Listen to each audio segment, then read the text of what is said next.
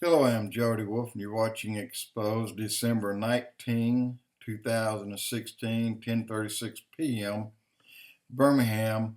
And I just have something to say about Citibank and the Iraqi Dinar. I knew that I had accounts set up when I thought this thing was going live 3, 4 years, 5 years ago. I had 2 accounts set up and finally closed them after 4 years, and I've been out of them for 3 years. And I do remember the bank trying to get me, and this is Wells Fargo, not Citibank, and trying to get me to take a MasterCard, and I didn't want one, and they sent me one anyway. and with each account, and I cut them up. I don't use credit cards. I have one card, period, and it's a debit. I don't owe anybody anything. When I pay for it, I pay for it there. If I don't have it, then I can't pay for it, then I don't buy it, but I don't charge. But reading, and I'm hearing more positive, like early 2017, but here's one thing that got my attention. I mean, like kind of a slap. Looking for most banks to follow the lead of Citibank, starting with Chase or Wells Fargo. Watch the action begin in the early morning hours and onward. No, this is not the RV, not yet, but the wheels are turning. Will be later this month or January. And of course, this is anybody's guess. It doesn't hold water, not to me.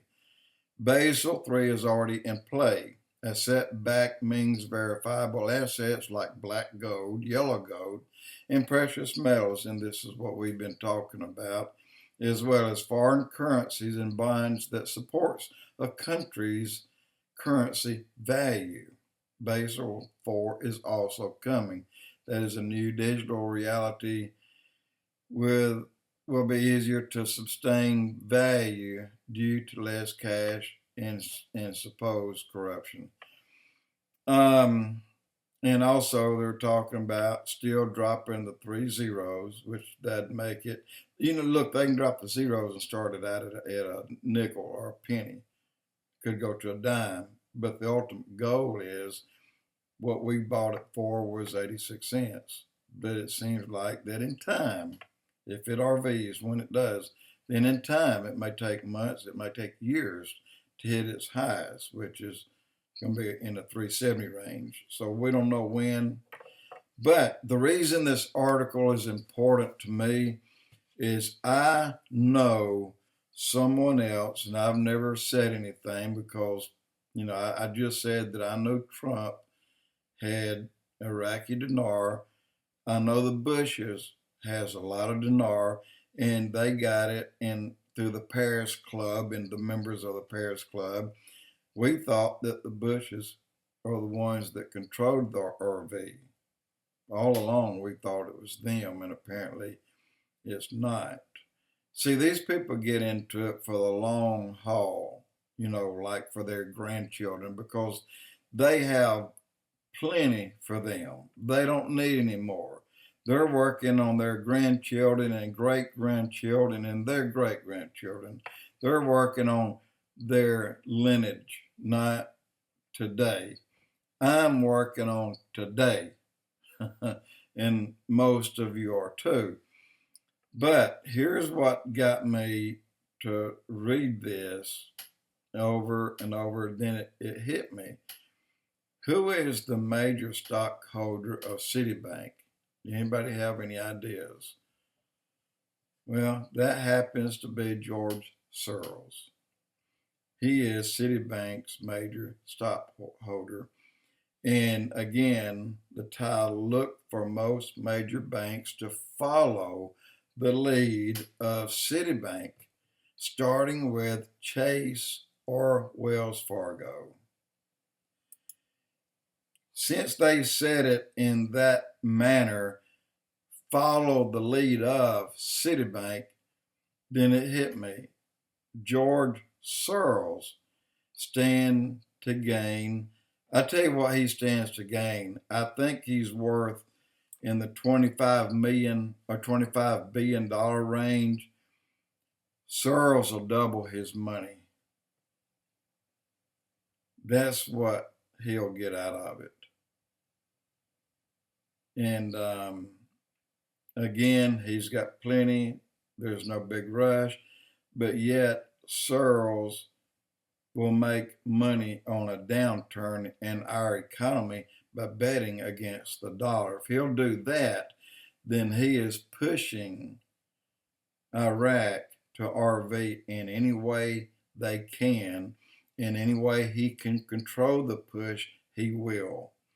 I just wanted to bring you up and let you know that. And I was reluctant to tell you because I've known Soros was a lead stockholder or a major stockholder of Citibank for many years, just as he is with this stupid auto commercial with this black-kitted girl in a white uniform. I can't remember the name, but he's the one that owns that automobile insurance company.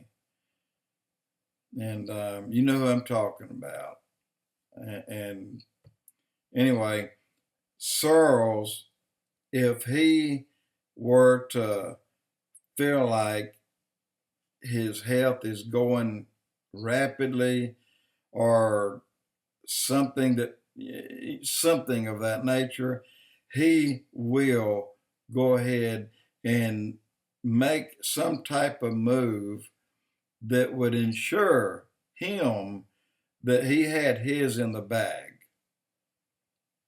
So, but keep in mind, the rest of us, we were tremendously lucky. We are the ones that just simply picked up the fallout or the fallover, the crumbs of the dinar. And we were lucky to do that. And very few people believe in that. And again, our numbers are far, far fewer than I thought. I thought 12 million plus.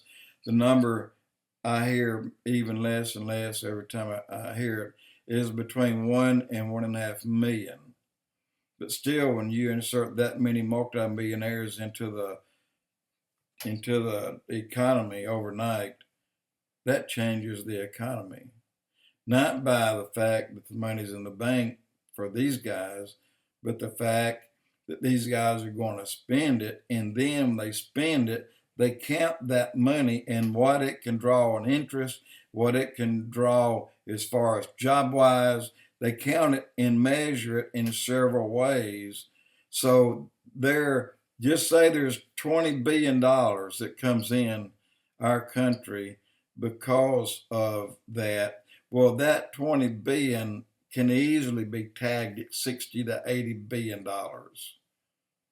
And I understand the concept, and I know you do too, but some of you may not.